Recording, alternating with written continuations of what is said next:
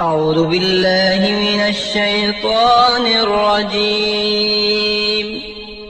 پناہ مانگتا ہوں میں اللہ کی شیطان مردود سے۔ بسم اللہ الرحمن الرحیم۔ شروع اللہ کے نام سے جو بڑا مہربان نہایت رحم والا ہے۔ دا باٹم لائن کے ناظرین کرام، السلام علیکم۔ محترم ناظرین، ہم اپنی آج کی ویڈیو میں آپ کو بتائیں گے کہ حضرت امام زین العابدین رضی اللہ تعالیٰ عنہ نے حضرت امام باقر رضی اللہ تعالیٰ عنہ کو کن 5 آدمیوں سے بچنے کا حکم دیا تھا۔ لیکن اس سے قبل ہم حضرت امام سجاد زین العابدین کی مختصر حالات زندگی آپ کے سامنے پیش کریں گے۔ محترم ناظرین، آپ کا اسم مبارک علی ہے۔ یہ نام آپ کے پدر بزرگوار حضرت امام حسین علیہ السلام نے اپنے والد حضرت علی ابن ابی طالب علیہ السلام کے نام پر رکھا تھا۔ حضرت علی بن حسین کی ولادت بعض روایات میں 33 ہجری اور بعض میں 30 ہجری بھی لکھی گئی ہے۔ تاریخ ولادت 15 جمادی الثانی ہے۔ بعض روایات میں ولادت کی تاریخ 5 شعبان بھی بتائی گئی ہے۔ آپ کا ذاتی کردار اور آپ کی شخصیت اس قدر پاکیزہ اور بلند ہے کہ لوگ آپ کو زین العابدین، زین الساحلین، سید الساجدین جیسے القاب سے یاد کرتے ہیں۔ آپ کی ذات پاک کے لیے زین العابدین کے الفاظ جناب رسالت مآب صلی اللہ علیہ وآلہ وسلم کی روایت میں بیان کیے گئے ہیں۔ آپ صلی اللہ علیہ وآلہ وسلم نے فرمایا، روز قیامت ایک منادی ندا دے گا، اس وقت علی ابن ابی طالب کا پوتا اور حسین کا بیٹا علی آگے بڑھے گا۔ آپ کی والدہ ماجدہ کا نام شہر بانو ہے۔ ایک مرتبہ عبد الملک بن مروان نے امام زین العابدین علیہ السلام سے کہا کہ میں اپنی والدہ اور والد کے لحاظ سے قریشی ہوں، لیکن آپ کی والدہ شہر بانو تو قریشیہ نہیں ہے۔ اس کے جواب میں امام زین العابدین نے فرمایا کہ میرے والد گرامی حضرت امام حسین علیہ السلام نے اس معاملہ میں نبی کریم صلی اللہ علیہ وآلہ وسلم کی اتباع کی، چونکہ قرآن پاک میں آتا ہے اور تمہارے لیے رسول اللہ صلی اللہ علیہ وآلہ وسلم کی حیات مبارکہ بہترین اسوہ حسنہ ہے۔ اس لیے میرے والد گرامی نے جس طرح حضرت محمد صلی اللہ علیہ وآلہ وسلم نے حضرت صفیہ کو آزاد فرمایا اور ان سے نکاح فرمایا تھا، بالکل اسی طرح میرے والد گرامی نے اس معاملہ میں رسالت مآب صلی اللہ علیہ وآلہ وسلم کی اتباع و اقتداء کی۔ حضرت علی کرم اللہ وجہ الکریم نے حضرت شہر بانو کو آزاد کیا، پھر ان کا نکاح حضرت امام حسین علیہ السلام سے کیا۔ حضرت امام سجاد زین العابدین علیہ السلام نے عبد الملک کو کہا، اس لحاظ سے تمہارے لیے یہ کوئی برتری کی بات نہیں، بلکہ ہمارے لیے برتری کی بات ہے کہ ہمارے معاملے میں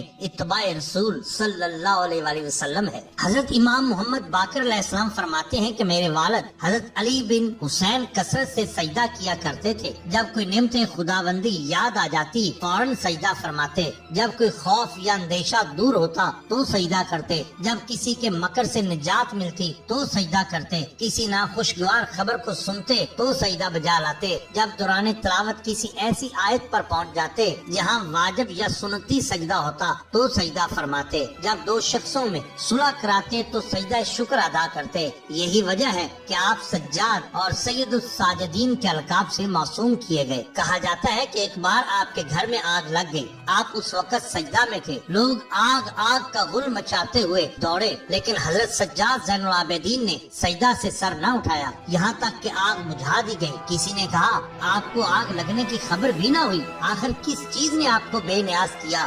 آپ نے فرمایا، مجھے آخرت کی آگ نے بے نیاز کیا۔ حشام بن عبد المالک کے بارے میں منقول ہے کہ زمانہ خلافت سنبھالنے سے قبل وہ حج کرنے گیا۔ طواف کے وقت حجر اسود کو چومنے کی کوشش کی، مگر کثرت ہجوم کی وجہ سے کامیاب نہ ہو سکا۔ اتنے میں لوگوں نے دیکھا ایک درخشندہ رو نورانی پیشانی والے بزرگ تشریف لائے اور حجر اسود سے استلام کے لیے بڑے تو مجمع کائی کی طرح پھٹ گیا اور انہوں نے نہایت اطمینان سے حجر اسود کا بوسہ لے لیا۔ لوگوں نے حشام سے پوچھا، یہ کون شخص ہے؟ حشام نے کہا، میں انہیں نہیں پہچانتا۔ فرزدق شاعر جو اہل بیت کا عاشق تھا وہ بھی وہی موجود تھا۔ اس نے کہا، مگر میں انہیں پہچانتا ہوں۔ اس نے مدیہ قصیدہ کہا اور بتایا کہ آپ شہر گلگوں قبائے سیدنا امام حسین بن علی المرتضیٰ کے شہزادے امام سید سجاد زین العابدین ہیں۔ اس نے پھر یہ شعر پڑھے۔ ترجمہ، آپ بندگان خدا میں سب سے بہتر شخص کی اولاد ہیں، پاکیزہ، متقی، طاہر کو بلند ہیں،